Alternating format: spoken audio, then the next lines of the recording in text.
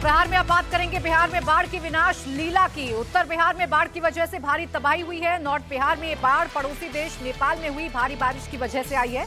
उत्तर बिहार की नदियों में उफान है। कोसी, गंडक और बागमती का रौद्र रूप लोगों को डरा रहा है। दरभंगा, सीतामढ़ी, सुपौल, सहरसा, मुजफ्फरपुर में नदियां आउट ऑफ कंट्रोल हो गई हैं। तो इस वक्त बिहार के 16 जिलों में बाढ़ को लेकर अलर्ट जारी किया गया है।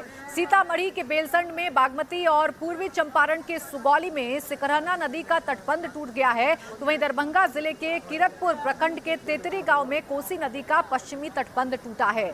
शिवहर जिला का तरियानी प्रखंड के तरियानी छपरा गांव में बागमती नदी का दाहिना तटबंध टूटा है और इसके कारण कई इलाकों में पानी फैल गया है, जिसकी वजह से कई ब्लॉक का जिला मुख्यालय से संपर्क ही टूट गया है। सैकड़ों गांव टापू में तब्दील हो गए हैं। 3 लाख से ज्यादा लोग बाढ़ की चपेट में आ चुके हैं।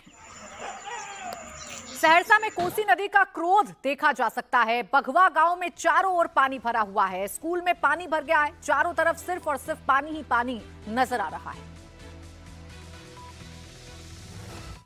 हम इस वक्त सहरसा के महिसी के बगवा गांव में हैं और यहाँ एक स्कूल में देखिए किस तरह से पानी आ गया है। पूरा स्कूल का जो कैंपस है पानी से भर गया है। दाहिनी तरफ आप देखिए जो वहाँ पर टॉयलेट्स बने हुए हैं, सब में वहाँ पर पानी चला गया है। और ये जो मेन बिल्डिंग है स्कूल की, इसके अंदर भी पानी है। क्लासरूम में पानी है।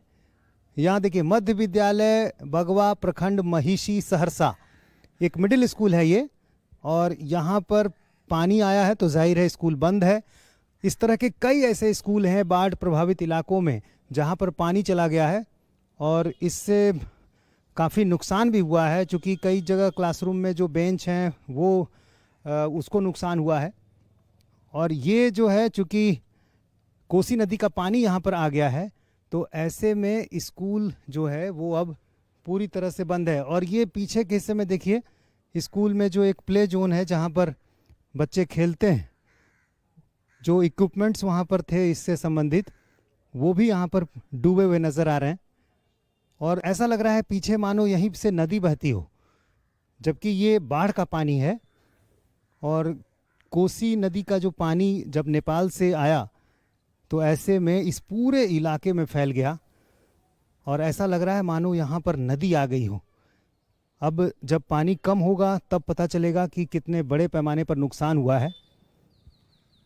और इस तरह के जितने भी स्कूल हैं उन सबों को बंद करने का आदेश जारी कर दिया गया है।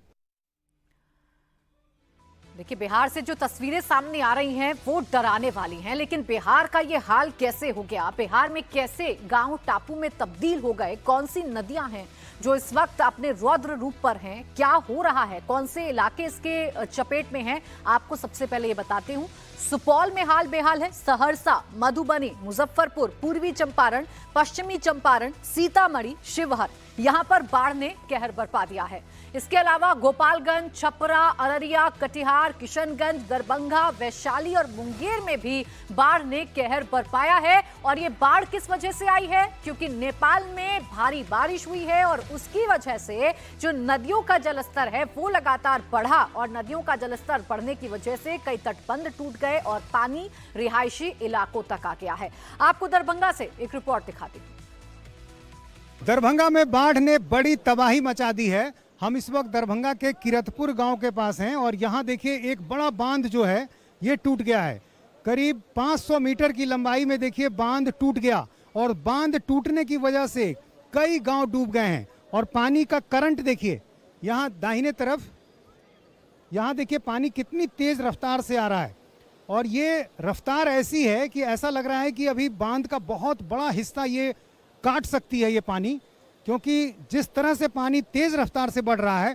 यहाँ जो लोग हैं वो बता रहे हैं कि बहुत बड़ी आबादी थी यहाँ पर, कई घर थे यहाँ पर, लेकिन सारे घर यहाँ बह गए।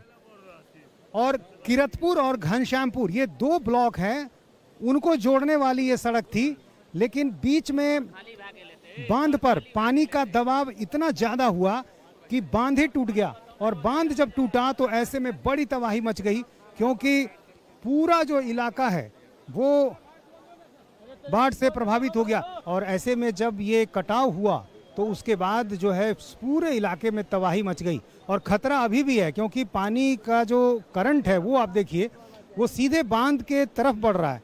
और ऐसे में ये खतरा ये भी है कि जहां हम अभी बात कर रहे हैं वहां तक ये कटाव कभी भी हो सकता है।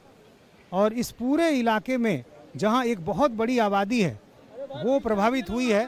पानी में जितनी रफ्तार है, ऐसे में ये कटाव कभी भी हो सकता है। ये दरार जो आपको नज़र आ रही है, ये दरार जो है इसी करंट की वजह से है और लगातार इसी तरह की रफ्तार है, रफ्तार बढ़ती जा रही है। और ऐसे में इस बात की पूरी आशंका है कि ये जो आगे सड़क है वो कट सकती है। जाहिर है जो यहाँ के लोग हैं वो इस बात को लेकर काफ़ी परेशान भी हैं कि आखिर यहाँ पर जिस तरह से पानी बढ़ा उनको मौका नहीं मिल सका खुद को बचाने का।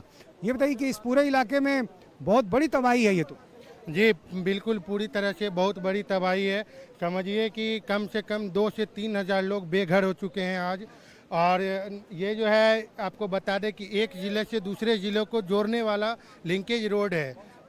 इधर किरतपुर है और इधर सहरसा का मेहसी प्रखंड पड़ता है। सहरसा और दरभंगा की लाइफ लाइन है ये रोड। और वो बांध जो टूटने के बाद सारे लोग पूरी तरह से तबाही का मंजर है। इसके बाद एक और बांध उधर है, उस पर भी खतरा वैसा ही है। यहाँ भी पानी में करंट अभी बहुत ज़्यादा है। पूरी तरह से ये कटान जो देख रहे हैं, हर 5 मिनट पे आपको कटान दिखता चला जाएगा और बढ़ता चला जाएगा।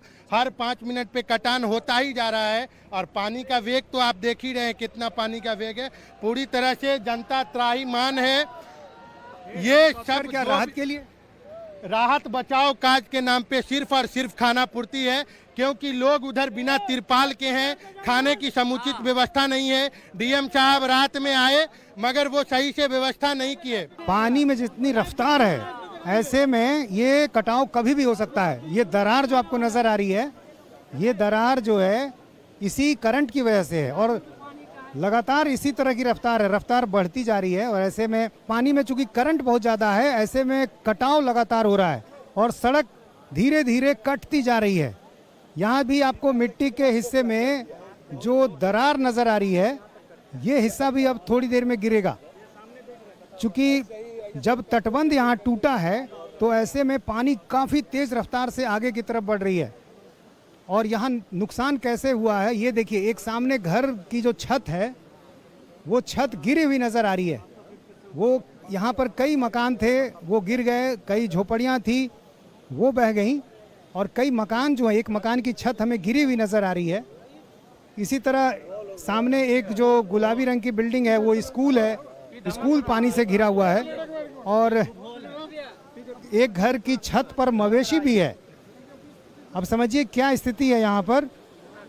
लोग किसी तरह यहाँ से बचकर निकले, लेकिन कई लोग ऐसे भी हैं जो मवेशी को बचा नहीं सके।